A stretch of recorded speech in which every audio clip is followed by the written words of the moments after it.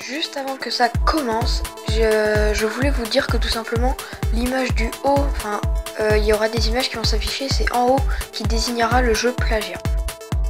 Et salut à tous, aujourd'hui on se retrouve pour le top 10 sur les pires plagiats dans le monde du jeu vidéo sur ce bon top 10. Et désolé pour la tour qui chauffe à côté, elle fait beaucoup de bruit. Donc du coup en 10e position on retrouve le Cube. On retrouve Cube, le jeu, qui a plagié Minecraft, même visuel, même concept, même fonctionnement. Aucun de ses développeurs ne semble vouloir essayer d'innover. Ils n'ont pas essayé de chercher une bonne idée plus loin, donc évidemment, bien en regardant plus près, il semble aussi méchamment copié sur un autre jeu, Infini Minier, excusez-moi, un panier de crabes comme on vous dit, hein, des fois, je sais pas si vous entendez ça.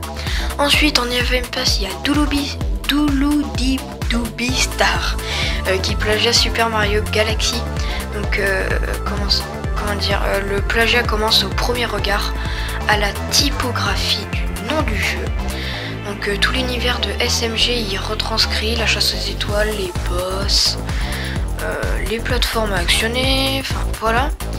Donc du coup dans les évidemment Super Mario Galaxy est sorti dans les années 80, alors que cette pâle copie est sortie quand même qu'en 2010 et c'est un triste constat. Excusez-moi, il bouge. En 8e position, il y a Limbo of the Lost qui a plagié beaucoup d'autres jeux. Donc c'est une véritable chasse au plagiat comme on dit, qui a vu le jour au curieux pointeur du doigt. Ce jeu étonnant au décor franchement similaire à d'autres jeux existants, donc il faut voir l'image, j'ai mis plusieurs jeux.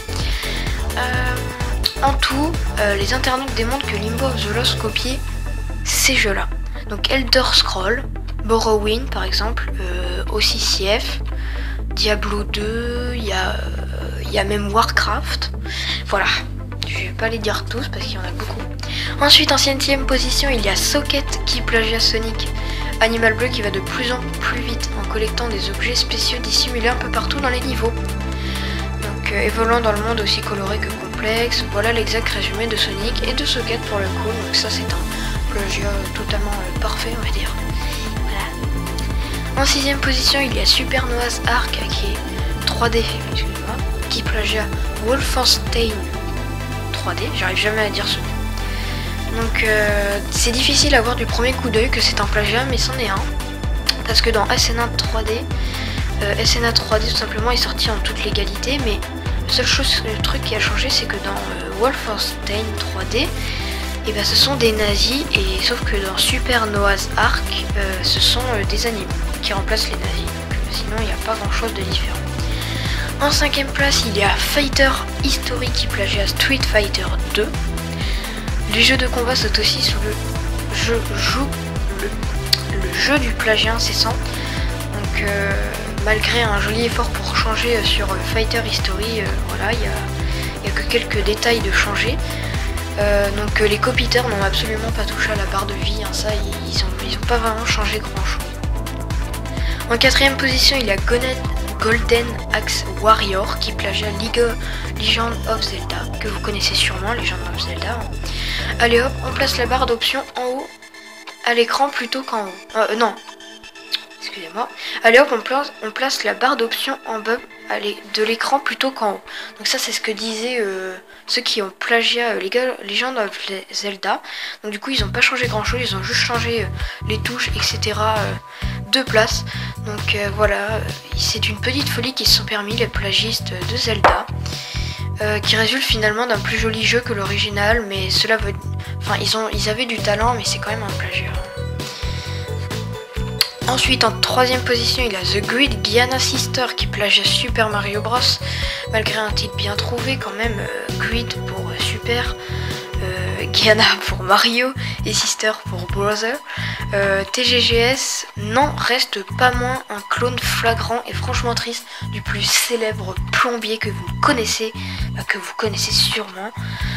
On y retrouve même les tortues, les tuyaux et même les décors de fond quand même. C'est assez ouf.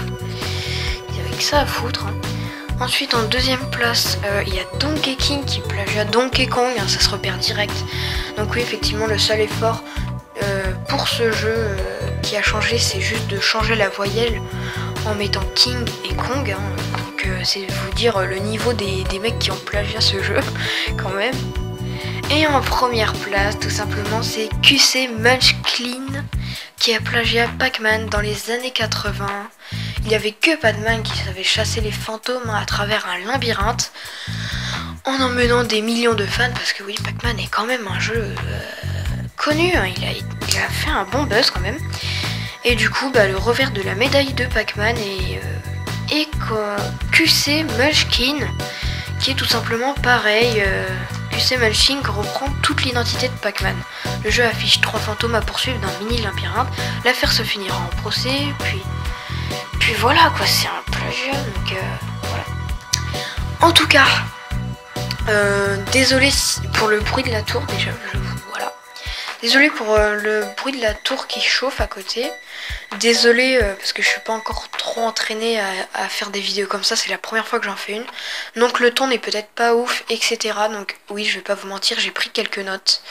Donc à des moments j'ai été plus en train de lire un petit peu peut-être. Donc je vais m'entraîner à vraiment très bien réciter, etc. J'espère que ça n'a pas été trop catastrophique cette vidéo et que ça vous aura appris des trucs. Si c'est le cas, n'hésitez pas à lâcher un petit pouce bleu et à vous abonner, ça me fera vraiment très plaisir. En tout cas, je vous dis bye bye.